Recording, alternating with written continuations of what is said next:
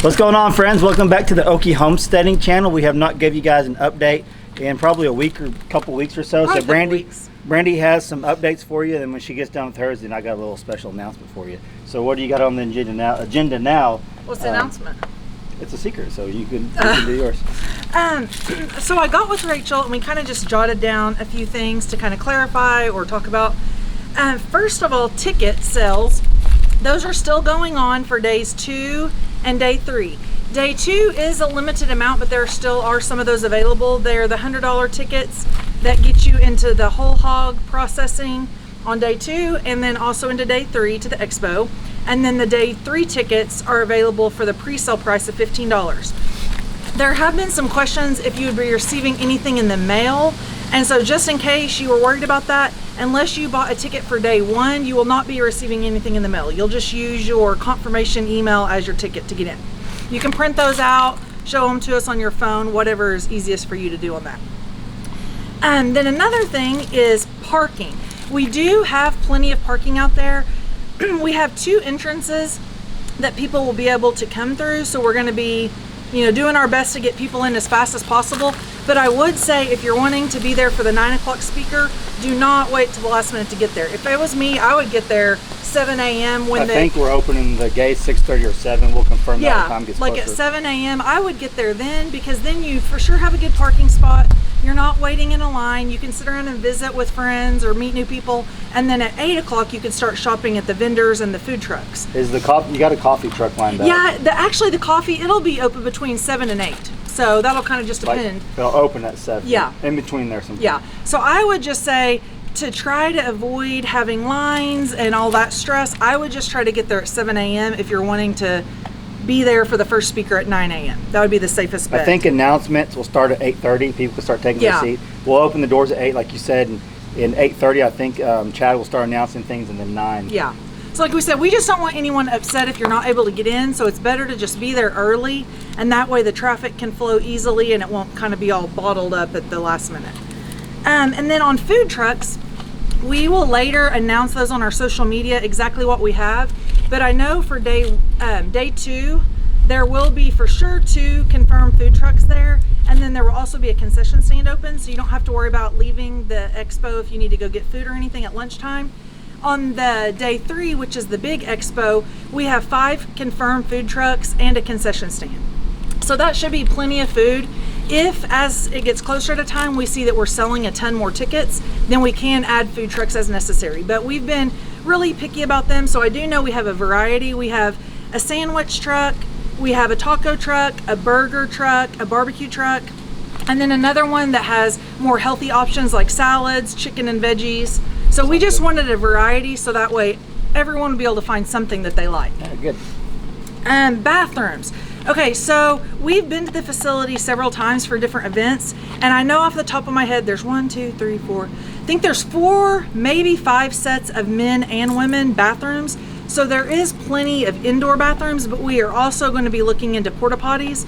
Like we said, like the food thing, if it looks like we're selling a ton of tickets, we don't want people having to drive into town to go in the bathroom. So we will be renting at least a couple porta potties, maybe more as we get closer. I'll say probably HOA, we've been getting a lot of feedback from their expo conference. Which is helpful. That was a big, we've been asking, hey, what can we do to help ours go smooth? And the big thing was, and it's no secret, is the bathroom situation. Yeah. They weren't expecting the big crowd that they got, I don't think. Yeah. So it was kind of big. It's a good surprise, but I think they took care of it the second day, they said. Yeah. So we'll for sure have porta johns, probably anywhere 5+. Brandy's being concerned on 2. We'll spend the extra $100 or whatever it is, a porta john. We'll have plenty of bathrooms there. Yeah. And like I'm saying that, we just have people who've reached out to us that they went to that event and they would also be interested in ours. Like it's different time of year, so we would welcome everyone who comes there to come to ours and vice versa. And it is helpful that we were able to find out that that was something that was kind of a difficult situation that we're hoping to avoid. And like you said, I'm sure they'll avoid that in the future, knowing that there might be a ton of people show up. It says 2020, they had to cancel. I think they only did it online.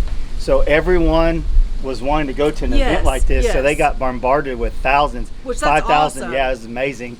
So I think they took care of the problem pretty quick the next day from what I heard. So we're just trying to kind of be proactive on that, knowing that that was kind of a difficult thing that they had to deal with. So we will have the bathroom situation handled for sure.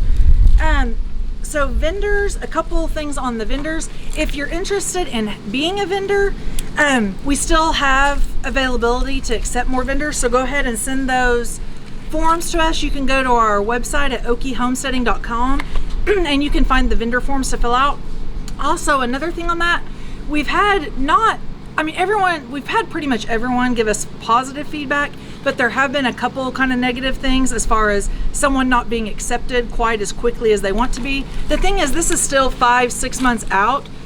So we're not just accepting a vendor form as soon as it comes through. We're still going through the committee process. So don't be discouraged if you haven't got anything. And please don't be negative about it on live streams or social media or anything like that, because we're doing the best we can and we're wanting to bring quality vendors to you guys, and it is a process. We're not just accepting them as soon as they come through.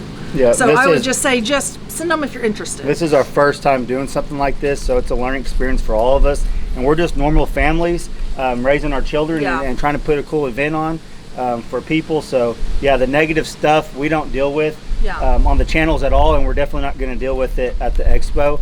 So with Brandy saying that, like, yeah, if there is negative comments and stuff like that, we just won't deal with it. Well, and we're also hoping that this can be an annual event, so we want a good first impression. If someone's negative about it, then that could be potentially where we wouldn't have them for years to come. So we really want to, pick some vendors that we feel like would be good to use for future years to come. Okay, another thing with ticket sales at the door or the vendors that you'll be visiting or the concession stand, we're in the works of getting like card capabilities where you could potentially pay for tickets or for concession items with a card. We don't know for sure how that's going to work out, so I would definitely bring cash. Be prepared. Yeah, just be prepared. And then also some of the vendors, if they're a smaller family type thing, sometimes they don't have the card capability. So I would say just come prepared with cash just in case, because you never know when technical difficulties come about either. Town isn't far, but we wouldn't want you to have to leave and go to an ATM and do all that. So I would say definitely come prepared. There won't be an ATM there. Yeah, so I would say definitely come prepared with cash just in case, and we'll try to be as accommodating as we can, but sometimes things just come up, that we can't foresee.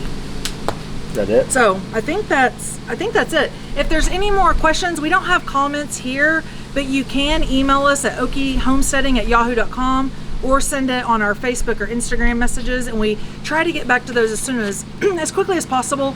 But like he was saying, we still have families to raise and things to do on our own farms and homesteads. Kevin still works full time, so just bear with us if you don't get a reply back, super quick, but we're trying our best. Yep.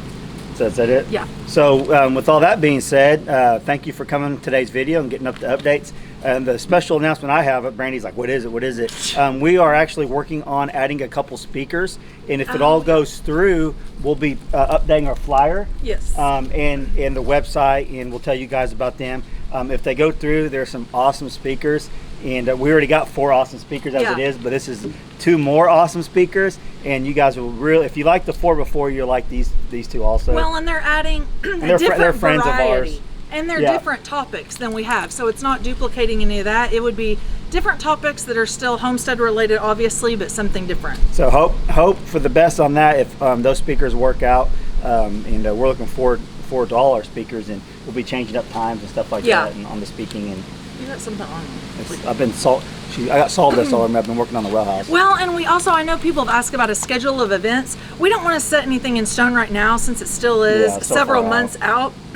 But as it gets closer, we plan to show you a layout of the whole facility, whether it's like drone, pictures, whatever, and then also a schedule of events. So if you're not interested in maybe the early morning ones and you're going to come in the afternoon, you'll kind of know what to expect. One of the speakers is calling me right now, so you can close this video. I got to take this. Whatever. Seriously. Thank you for stopping by. Hope you'll subscribe and come see us at our expo in March.